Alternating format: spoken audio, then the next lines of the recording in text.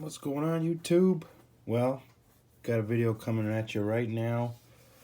I was able to get a lot of Greenlight in, and we're going to take a look. I also got some more Greenlight on the way, but I found some local stuff that's been restocked and filled in a couple of things I wanted to get.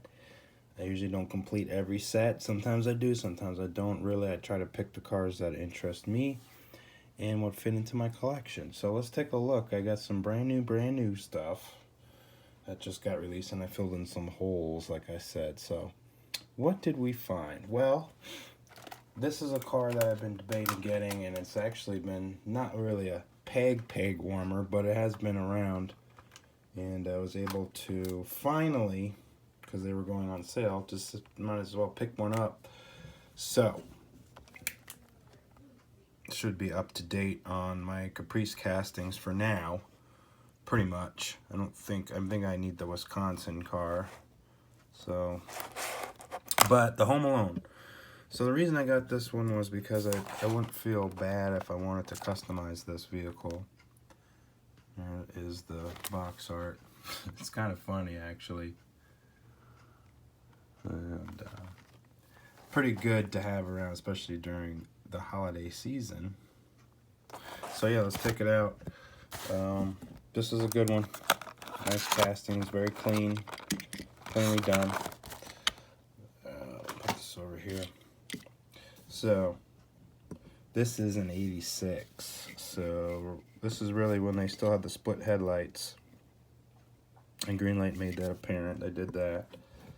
And let's take a look. This has their wheel covers that they've used on the Taxi, which we've already seen. And it's got the old school light bar on it. Let's zoom in on here and see how they did the grill.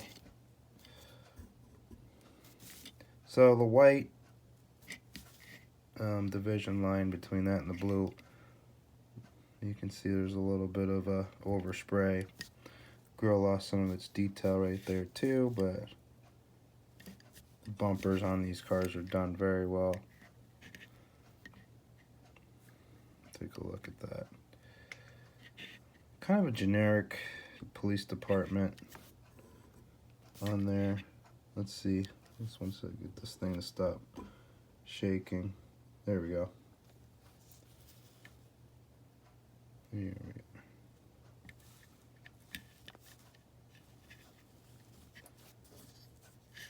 This might have been a real police department. I can't remember. When I was looking this car up before it came out, it might have been an Illinois district car or something. I don't remember what town it was.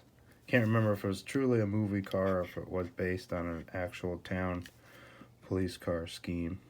So you can definitely comment below on that. Let's see what it says here. 86 Caprice, 20 cents factory, 20th Century Fox. And this one doesn't have a sticker. It's 2573 serial. The Caprice, the ride height's really good, but ever since I got the NYPD cars and the Taxi, they kind of rub a little bit on the fender slightly. But I did get a casting too, which we'll share next, that I'm probably going to get another one, but I'm going to use those wheels and put it on this casting and paint them the right color, but I think they'll look a lot better. And talking about some dog dishes, so let's take a look at that too. So there is our Caprice. Very well done, very pretty. Who doesn't like a box Caprice? I don't know. Not many. Of course, our Diecast friends, we probably like our Caprices. I do. All right. So this one's been out for a minute as well. This is Hollywood release. I think that's... So this Hollywood release on the Home Alone car, Series 25. This one, yeah, Series 25, so I guess they came out at the same time. This one does hang around if you have a retail location that stocks these cars. So this is a 70 Chevrolet Chevelle. And this car Doesn't appear to be an SS or anything like that, just a regular Chevelle, which I like. It's got the dog dash wheels, black interior, and a green exterior, and I love green. So let's open this up. This all has the same vanishing point packaging as the Challenger, the 70 RT Challenger that they had. So that Greenlight's already released. So let's take this out of the package real quick and see what we got. Alright. So look at that. Both Series 25. Again, I'll get what seems to jump out at me. I'm not really a set completionist, so sorry if I don't have all the cars that you might be looking for, but I try to share you my personal collection. That's kind of how I look at it. This is a very nice casting, and actually it's a sort of a new one. Let me look here real quick. I forget what I saw. Yeah, so it's 2016 copyright casting on there, so a little bit newer. These wheels are just awesome. You can see the depth on the rims. And it's the correct Chevy center cap. That basically was like the ones in the 80s on the Caprice into 90 when it was discontinued. So I'm very excited to kind of get maybe another one of these and swap the wheels, paint them. I think they'll look great. I thought they had posts, but actually those are spacers that Greenlight has been putting on here. The casting is narrow. I think this car originally probably debuted with their larger, wider tire that they used to use, and they have a little bit more appropriate tire now. So the wheel well's huge, so it actually would benefit from doing customs with wide rims. This one actually has a pretty low serial number. That's pretty cool. This amount I've seen that up there. There's a lot of these hanging around. But it was something that didn't grab me completely when I first saw it, even though I wanted the wheels for a wheel swap. But I really like this casting. A lot of the Greenlight cars, once I get them out of the package, they actually do better in my eye than they do in. Some cars are reversed. Sometimes you see them in the package and they're disappointments when you take them out. But now with Greenlight, which is a good thing. So you got your orange General Motors block, and the hood opens nicely. Bit of a gap there, but not bad. It does have like an SS cowl hood on it with hood pins. So it could be a car that has been modified or was a Chevelle SS at one point. They have an SS grille, but really they don't have the side badges. It does have the SS tail panel though, because the SS tail panel had that black part in there in 1970. So I guess this is an SS, even though they just call it a Chevelle.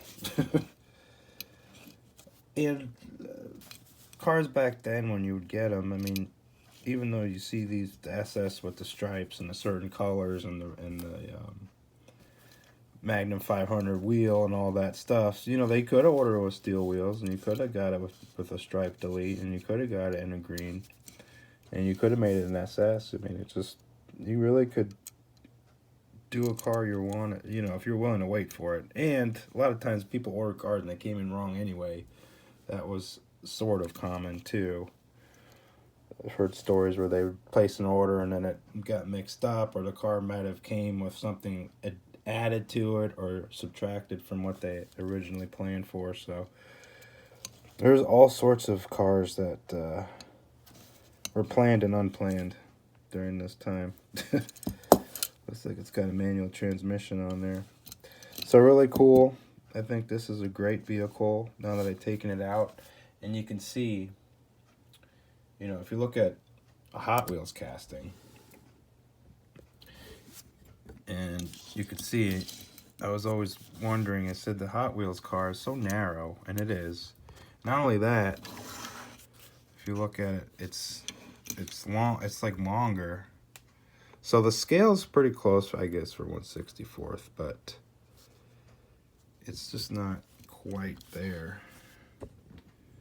You can see the difference. And it's funny because, you know, Hot Wheels Premium, about the same price as a Greenlight. About. You can see the difference in the grills. It's always fun comparing the same car, how different people do it. Really like the way the Greenlight sits, though. These cars did sit sort of proud and high with their tires in the way, you know, if it was a car that was new and the springs weren't sagging. I mean, they sat up pretty mean looking, so commend them on their stance and their wheel choice on this one. Greenlight usually sometimes is missing the mark, I would say, you know, because I can always wheel swap them if I'm dissatisfied. Alright, so there's our 70 Chevelle. I guess that turns out, on some closer examination, that it's an SS. But a rather plain Jane one. Alright. Let's go down the line. We're going to look at, we're going to break it up because I'm going to throw in an M2. This is a Walmart exclusive. So I already took it out of the box because, what, it takes about 2 minutes to get this thing all broken out and taken in. So I'll spare you that. 7,800 pieces worldwide distribution. Walmart. And this is their Dodge A100 casting, series of 6. I only got this one because I only like this livery. And I got the, there's the barcode, the Chrysler Corporation Technical Training Van. Now this does come with white walls. I just reversed it. And Chrysler could have had white walls on this car. I don't know. I just, for a commercial vehicle, I like the black walls. It would have been better with probably steel wheels, but they were kind of showy with their vehicles like this that were done from the factory and things like that. So, you know, full wheel covers would have been possible. Trying to probably get the other vans. The Ford van, I have a couple of. I want to get the Shelby one because I'm looking to get these vans with the manufacturer liveries on them. I love the 60s Chrysler Pentastar logo. It's in the factory blue and white. So, I mean, it's just a cool thing. And when they have Transporter come out, or if I have some race cars or some drag cars from Chrysler Corporation, this is going to look really good behind it. Has that narrow track. The grill is really done well too, and the headlights, they had that big trim ring.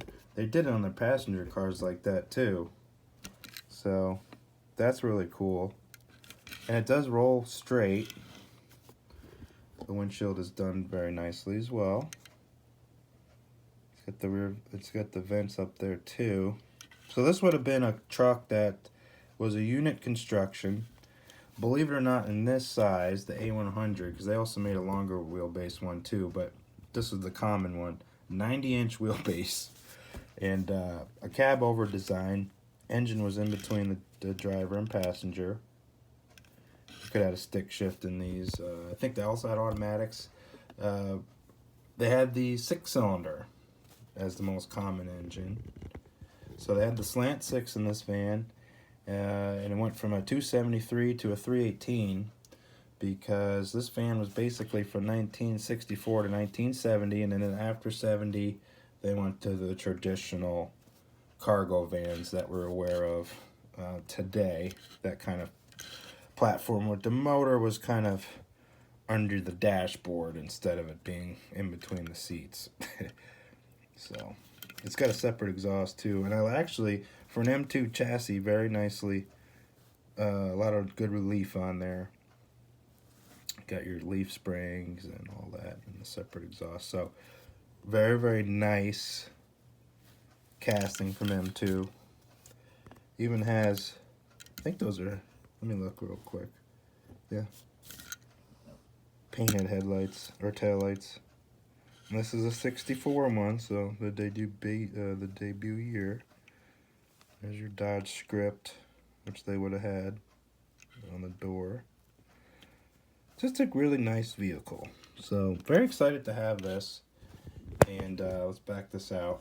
So this is going to be a very nice addition to the shop area and other, it'll serve other duties. I'll have this thing probably by the drag cars as well. So very excited to have that. That was another one I've passed up a couple of times, and I finally picked it up.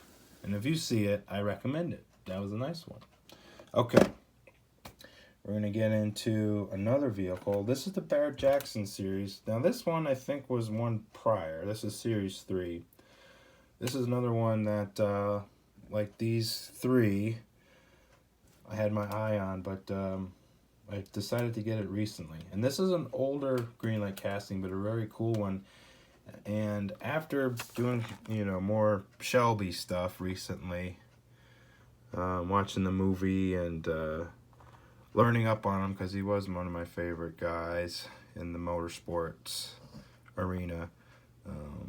This is a cool car because of the history. As you can see, 1966 Shelby GT350 prototype, #1. This was the development mule at Shelby American in the 60s and part of the Mustang program. So 66, you know, they did a little bit of a redesign on the Mustang from what debuted in 64. Of course, they have that gorgeous fastback. And this is all an experimental car that Shelby did to develop the platform. And as you can see here, you know, for the amount of money that it sold, and this was a 2018 auction, $605,000. I mean, a lot of money for a Mustang, but you think with the provenance and the history, you know, the first Shelby Mustang, you know, which turned into a Cobra, but Cobra Mustang, as he would do. But the Shelby Mustangs are awesome, and this was like the start. And you could see, you know, comes the stick shift, 289 V8. And they had cars that, you know, they developed a little bit more on the suspension. They made the engine breathe a little bit better. They went through the body, lightened it a little bit. So put the better rubber on it. So they went through the car as much as possible. And it's a funny thing. You'd think that this was part of his way to make some money and do this and that. But this was really a program. Really pushed by Ford Motor Company. I'll take a look at this. You know, he wasn't exactly enthralled with the task of making the Mustang a true sports GT car, and it did go on to race and win. You know, they also had the sedan body too, which was quote unquote notchback cars, not just fastbacks. You know, they raced both, but basically it was something that Ford did to inject more of a performance attitude into the Mustang, because when it debuted, it was more of a friendly vehicle, even though it did have a V8 and everything like that. It was supposed to be drivable and stylish, and it's supposed to be a car to be a youthful thing, but not necessarily an all-out muscle car or performance vehicle, because it was based on the Falcon, and the Falcon was an economy car for Ford. So they kind of saved some money and just kind of did this on a brand image. And there's a lot of story and history in the Mustang. I'm just kind of scratching it. But the main thing about it was Ford tapped Shelby to do it. He did the job, got it done very well. But it wasn't something that he was like, oh, Ford, let me, you know, let me redesign the Mustang. It's a great car. He really looked down on the car and the fact that it wasn't a sports car.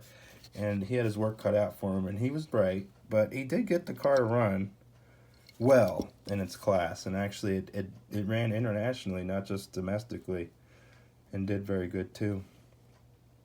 You know, up until that point, you know, Ford was really racing full-size cars, and so this was kind of a new thing.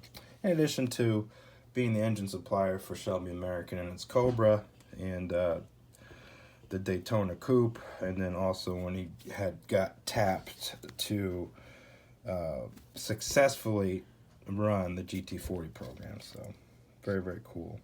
So that's a 289 car. The vinyl roof, as the card said, was something that they tried out. Of course, the cars that got subsequently got sold did not have vinyl roofs. He was trying out a look. But when the car got a little bit more serious, when he started doing the 67s, where they started having their own nose, the 68, 69 Shelbys, the GT 500 cars, they had quite a look. They looked completely different than the regular Mustang. And so he wasn't opposed to using styling cues that weren't, you know, necessarily 100% functional. They could be something that looked nice too. So yeah, very cool car. Has these wheels, but when you saw the one in the picture, it's the wheel covers. And these seem like the GT wheels that are on the car. They kind of are painted to look like the wheel covers. Let's take a zoom here. The blue on the simulating the vinyl. A little bit of an overspray job, but not bad. Of course, you got the GT350 stripe, which stayed on the vehicle, and of course the stripes on the body. And of course, here's your Barrett Jackson license plate, which looks a little tiny. Here's your engine. I believe it was black with the chrome like that, or polished.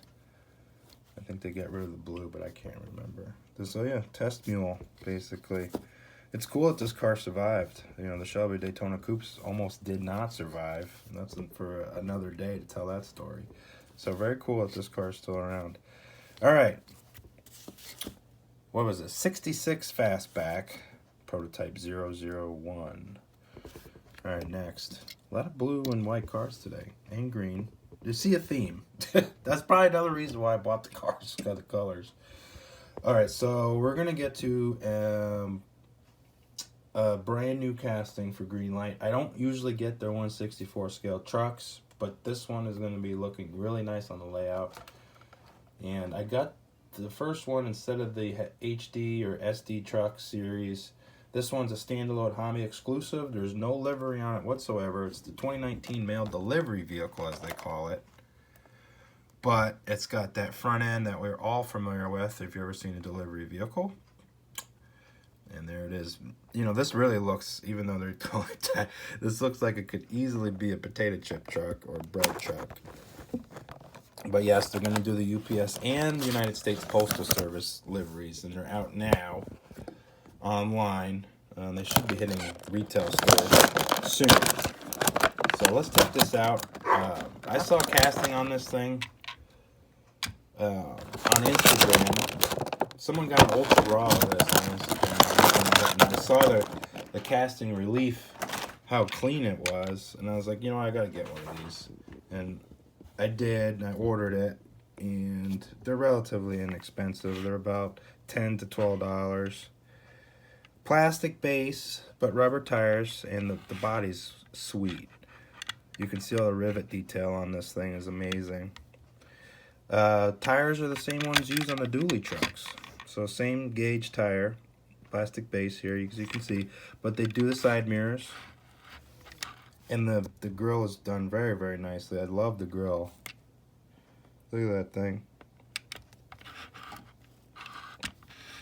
Door does not work or operate. It just is molded like that. I thought it might and get lucky, but it's not. But they do the aluminum floor. Usually, typically these trucks are aluminum or fiberglass. Roofs, sometimes that's like, this would be composite or whatever they want to do, but this would be like sheets. Bonded aluminum like that with rivets. This does open. Let's get this to stay for a minute. Let's see. Now it doesn't roll out like a first gear does, but you know, for price, look at the inside. Let's get this to zoom here real quick. I mean, it's just awesome in there. So it's got all the shelving units.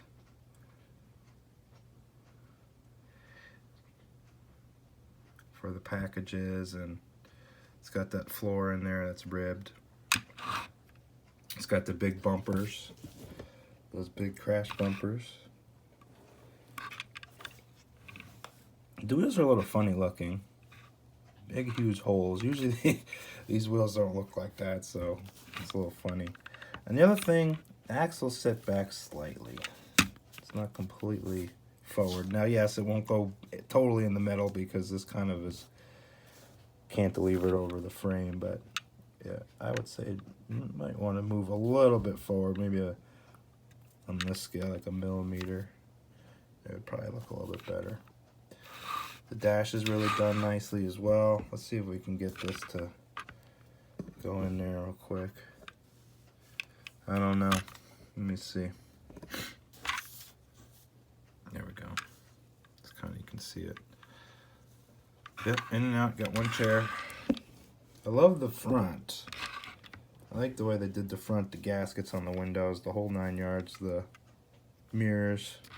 Most of these trucks are diesel trucks, but you know, they could use any sort of power, like CNG I've seen, or I've seen propane, or I've seen gas even, but mostly diesel. Very cool. I love it. So I was planning, they actually are doing, some of you might know this already, so Greenlight's been producing wheel, tire, and axle sets and packages, so sets of 4, so 4 complete sets of wheels and tires, axles. Well, they're going to make a dually set, and since this is the same gauge as the pickups, I'm probably going to swap these for a set of alloy rims, and I think that'll look sweet on this truck. So can't wait for the dually wheels to come out, and they probably come out in the next month or so. They should be available. So once I do the swap, I'll probably put this back on the air so I can give you an update. So there's our little mail delivery truck. I think it looks amazing. Highly recommend it. Okay, some new castings now. We got the 1981 Chevrolet K-20. I found we're already on Series 5 of Kings of Crunch. And now I don't really get these all the time. I mostly do the Bigfoots, but the square bodies have debuted in Series 5, I believe, or Series 4. One of the two. Recently. And the graphics on this were sweet. I really, really like those graphics, and the white wheels, the whole 9 yards, and I believe that's the 66-inch tire. So, I mean, it's a sweet truck. All right, let's get it out. Let's take a look at it. And if you're curious, most of the ones on here are some old school rigs, and the Excalibur is the one I haven't been able to find yet. That's probably the other K-20 I'm going to get, just because the graphics are black with those type of stripes, and I mean, it's sweet looking. So probably getting that, but the rest of them, you know, if I find it, well, probably Bigfoot 7 too, because Bigfoot number 7 is the huge tall tire one. It just has the orange stripe on it as well as being blue, so I'll probably get that. All right, let's take a look at this bad boy. Let's see if I can get this to stay. All right, take it out here. It's got a very light colored red pinkish interior, which I thought was interesting too. And just like all the monster trucks that they've been doing 1/64 scale, they lead dual purpose lives, meaning that if you look in there closely, you could see the axle hole in the chassis. So these are easily converted to street trucks. I'll just put it that way. If you want to buy a couple of these and make a street truck, I think this would be pretty neat looking. Just as a lifted truck, and I might do that. I love the grill. It's got the billet bar grill on it, which was so iconic for the square body truck.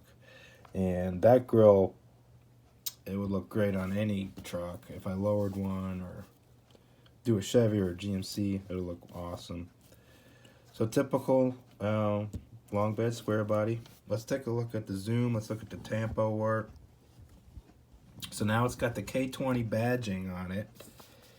And in the 80s, you know, they would use these pretty factory body panels. They weren't completely all tubbed out like a race car. They were still sometimes using it. Now that says 10, Silverado 10 on there, not K-20 or 20. So that's kind of funny, but I love it. I mean, the placement's perfect. So, you know, that badge says half ton, but whatever. It's got the cool Chevrolet tailgate right there.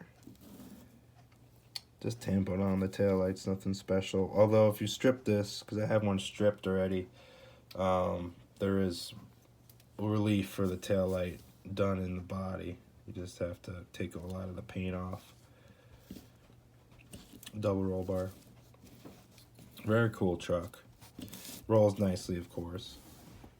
Alright, let's back this out. So, excited to have this. I don't have to talk about this too much. You know, the bumper is amazing. So these are great for accessories too. If you want to build, like I said, a street truck, you can do a beefier roll bar. You can do the winch bumper setup. Just a lot of cool stuff. All right, so Southern Sunshine. Look at that bad boy. You can see how big it is compared to even that.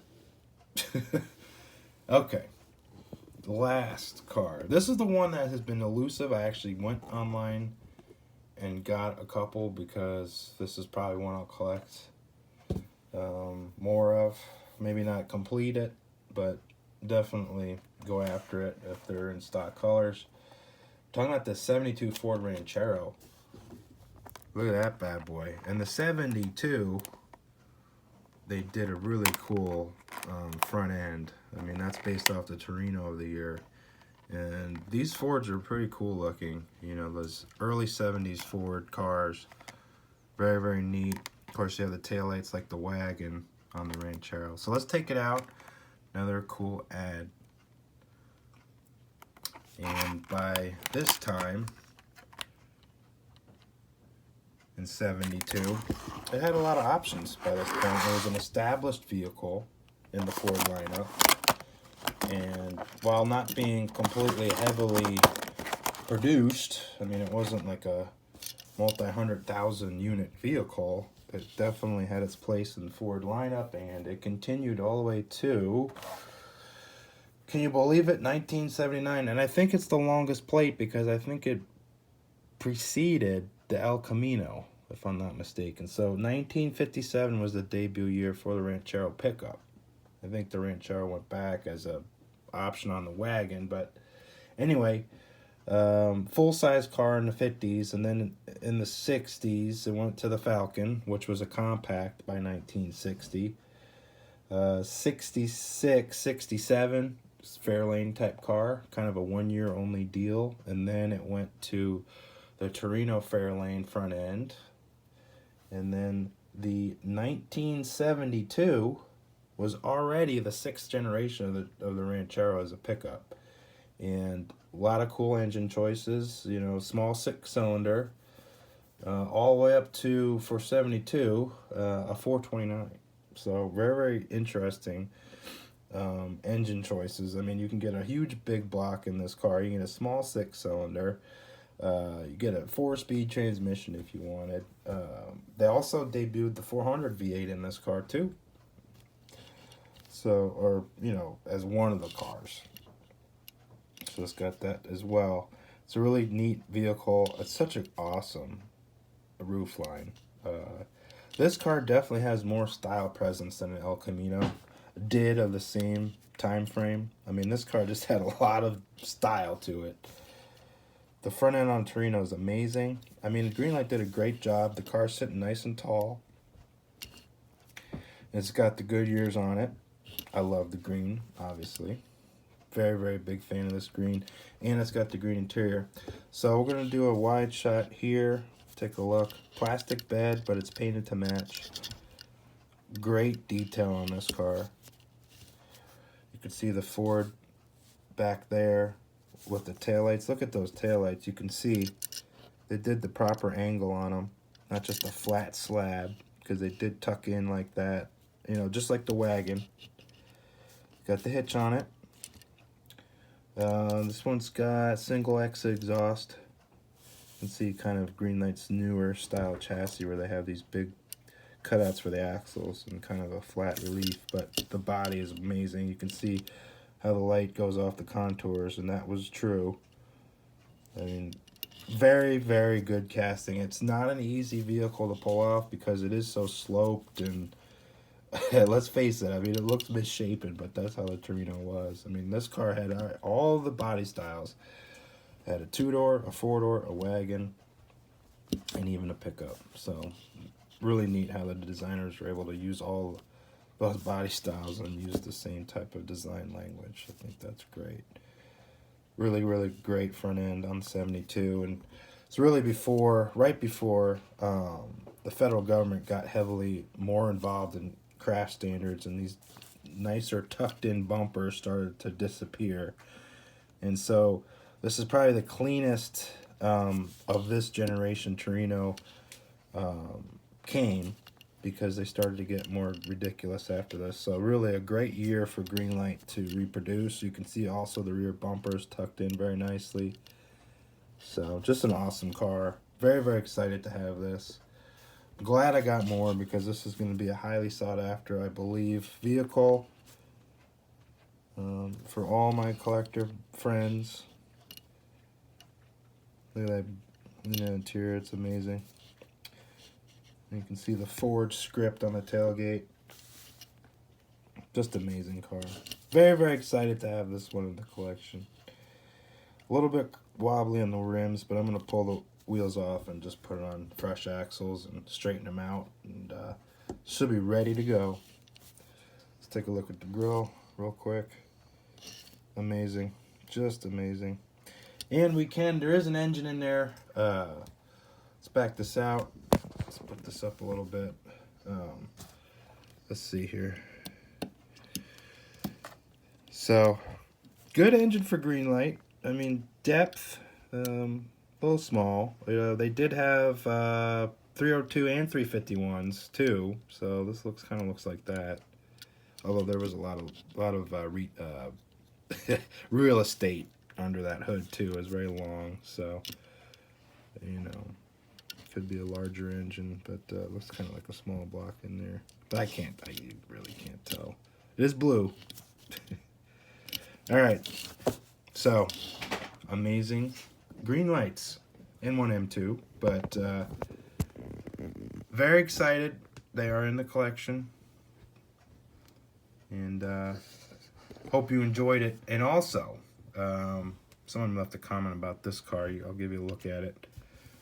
I was playing around one day with one of these mainline Hot Wheels 92 Mustang LX hatch. I was just playing with some sheet plastic, and I used some wheels from the Mayasto 164th line, which actually fit this car real well. The only thing that car really needs is the attitude adjusted, meaning that this needs to go up in the body and be leveled off. But I just kind of wanted to see how the wheels fit and everything, so I'll probably adjust it later on after I figure it out. But I mean, it was fun to do. Rolls very nicely. So, a work in progress, I'd say. A work in progress. All right, Greenlight. Good stuff. I got more in the mail. So, we will have Auto Rolled coming down the pike shortly. Hope you enjoyed it. Thank you for watching and subscribing. Till next time.